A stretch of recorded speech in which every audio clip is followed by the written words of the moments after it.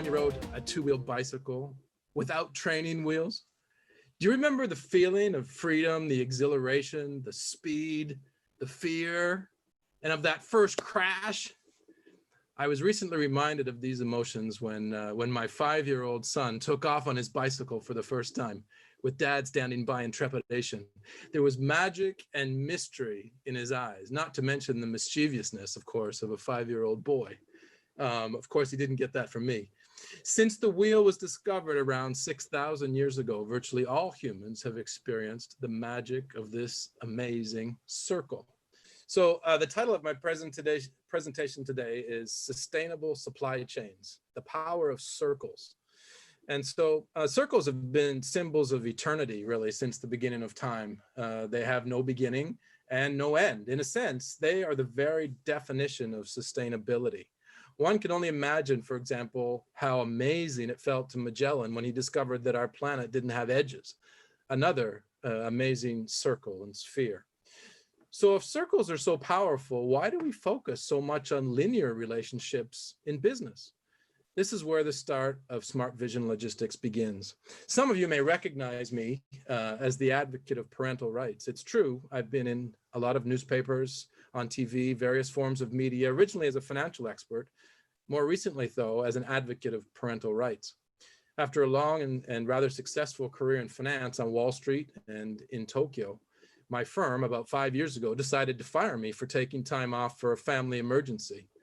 My son was born prematurely, was in the neonatal intensive care unit, the NICU, and he wasn't expected to make it. It was a very, very tough time. By pushing me out, however, the company decimated the huge business that I'd built for them. And clearly, this is not a sustainable strategy for any company. As I've been fighting this in court over the past 5 years, I've come to truly understand the meaning of sustainability, of the power of circles, and how many firms just simply don't get it. In short, companies that destroy the environment, companies that don't allow employees to have a family and continue their career, companies that allow harassment, companies that don't see the circular economies in all of these areas will weaken. And these practices are not sustainable. My business partner's family has been in the logistics business now for many years. Over the years, I became a trusted advisor and confidant to them, and the business was very successful. But Tatsuhiko, like me, had a very different vision. Like my vision, he understood the value in building sustainable systems. As we shared our various corporate experiences and my court battle, we saw a new dream emerging, the dream of SVL, a fully sustainable business model focusing on sustainable supply chains, sustainable logistics, and sustainable overall ESG corporate practices. ESG being environmental sustainability, social sustainability, and corporate governance sustainability. I'm thrilled to say that these concepts of sustainable supply chains have resonated with our clients and customers, and we're seeing incredible growth in the business.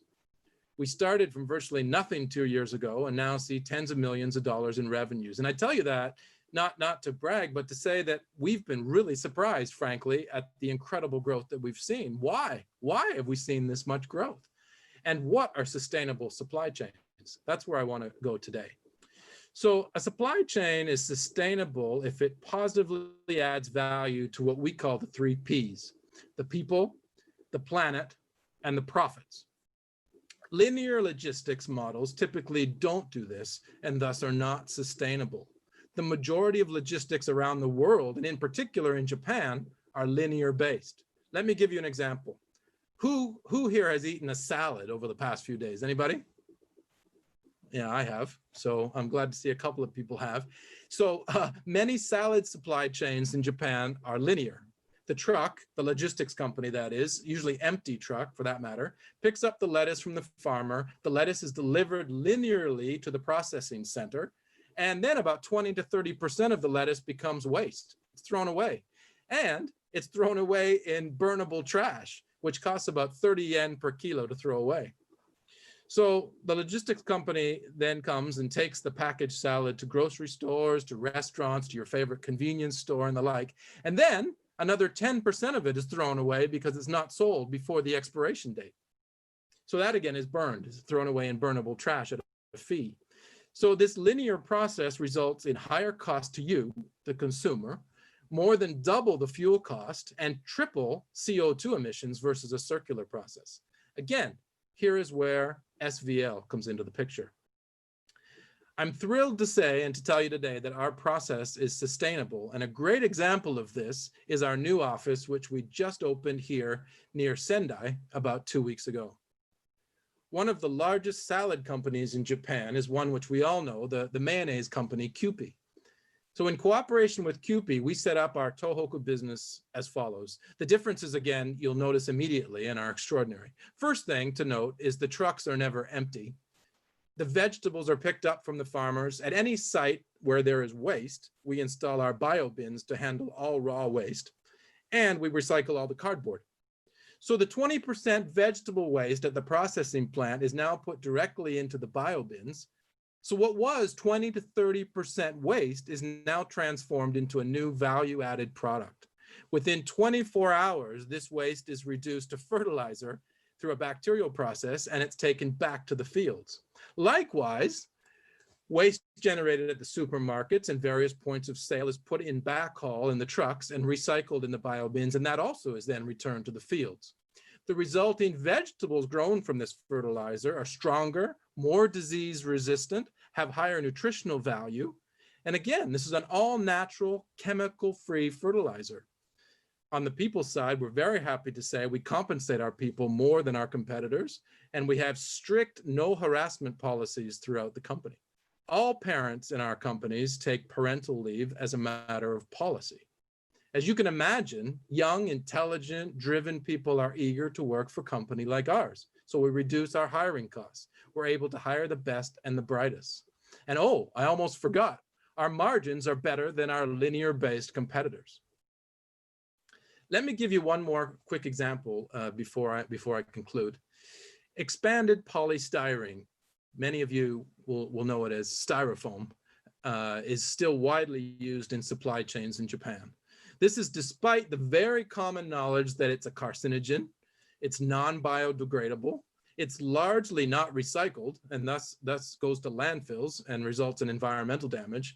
And in fact, you're probably surprised that 40% of us sitting here today actually have some styrofoam inside our bodies. So it's clearly not a great product to be using in the supply chain, and it certainly doesn't add to any sustainability factor. In fact, it detracts from it. So at SVL, we've decided to take EPS or styrofoam out of our supply chains, thereby increasing the sustainability, again, of the supply chains. We've done global research. We've found biodegradable substitutes for styrofoam, and we're currently moving forward with domestic production of those. And that will also happen in Tohoku, obviously, through our office close to Sendai. So these are just two simple examples, and honestly, we have a very long way to go. Most waste in Japan, as you may know, is simply burnt. Most used cooking oil and lard in Japan, of which there is an incredible amount, is not used for biodiesel, and it's very difficult to dispose of ecologically. This is another one that we are tackling in terms of being able to use used cooking oil from the likes of family restaurants and McDonald's around the country in our trucks, to run our trucks. So despite the burden placed on consumers in Japan, again, the majority of the trash is simply burnt. And this isn't sustainable, let alone acceptable. In 2015, the United Nations established, as we've heard through other speakers today, Sustainable Development Goals, or SDGs. The goal is to ensure these are accomplished in about 10 years from now, by 2030. I won't go over each of the 17 SDGs today, but I wanted to mention just a couple that I think are really noteworthy. 1, no poverty. 2, zero hunger. Number 5, gender equality. That's a big one for Japan. Number 7, affordable and clean energy. Number 9, industry, innovation, and infrastructure. 13, climate action, another one that's very important for all of us. And lastly, 17, partners for the goals. And again, we are all about forming partnerships as we move forward in our business. At SVL, we take these SDGs very seriously. We not only look for opportunities to implement sustainable processes internally, but we're working very closely with our clients, with our customers and our partners to move to compliance of these SDGs. Without a doubt, embracing these sustainable development goals will change our world for the better. And some seem to forget this as well. It's going to ensure our corporations survive and that our communities thrive. The logistics business, and in fact, capitalism, is on the verge of a dramatic transformation. I believe that the very heart of capitalism are corporations that are not only generating outsized profits, but corporations that are adding extraordinary value to society, to you. We want to be on the leading edge of that transformation. Quite simply, sustainability is about self-preservation. So it's something that concerns all of us. I'm going to wrap it up here shortly, but again, I want to invite you to visit our website at smartvisionlogistics.com, as well as visit patahara.com, patahara.com, to read more about my story.